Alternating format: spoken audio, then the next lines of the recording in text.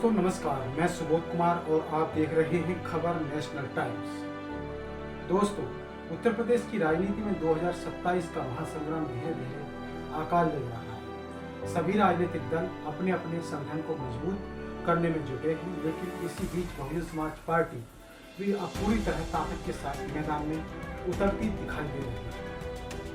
खास बात यह है कि बसपा अब केवल चुनावी तैयारी नहीं कर रही, बल्कि सामाजिक समीकरणों को साधने की दिशा में भी तेजी से काम कर रही है। इसी क्रम में बहुजन समाज पार्टी के उत्तर प्रदेश अध्यक्ष विश्वनाथ पाल ने अपने सोशल मीडिया प्लेटफॉर्म पर एक महत्वपूर्ण जानकारी साझा की।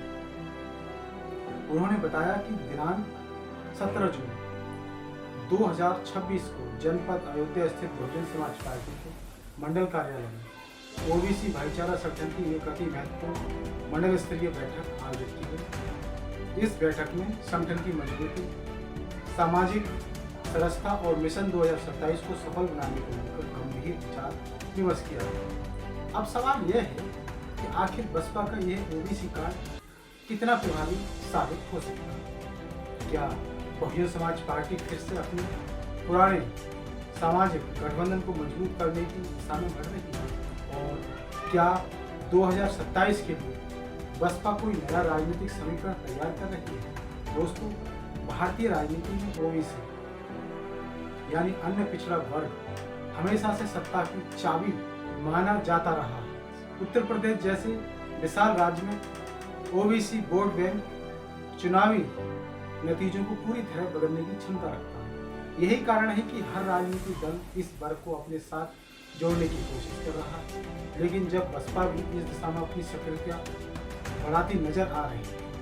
अयोध्या में आयोजित इस बैठक का महत्व इसलिए भी बढ़ जाता है क्योंकि अयोध्या केवल धार्मिक दृष्टि से ही नहीं बल्कि राजनीतिक दृष्टि से भी बेहद महत्वपूर्ण क्षेत्र माना जाता है। जैसे में यहाँ ओबीसी भाईचारा संगठन की बैठक आयोजित करना राजनीतिक जानकारों के अनुसार एक बड़ी रणनीति का हिस्सा माना जाता है।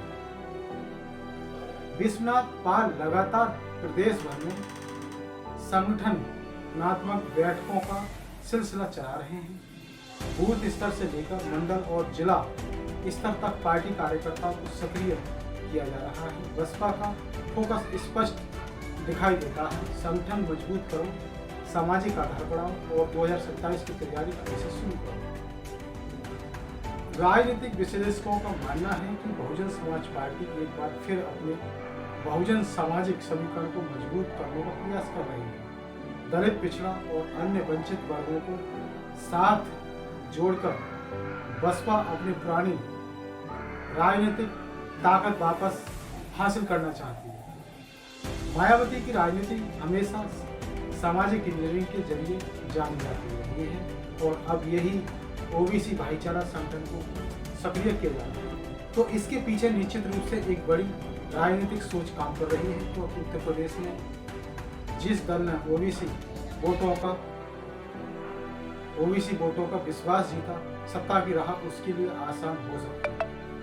दोस्तों, मिशन 2027 केवल एक चुनावी नारा नहीं बल्कि बसपा के लिए राजनीतिक पुनरुत्थान का अभियान भी है।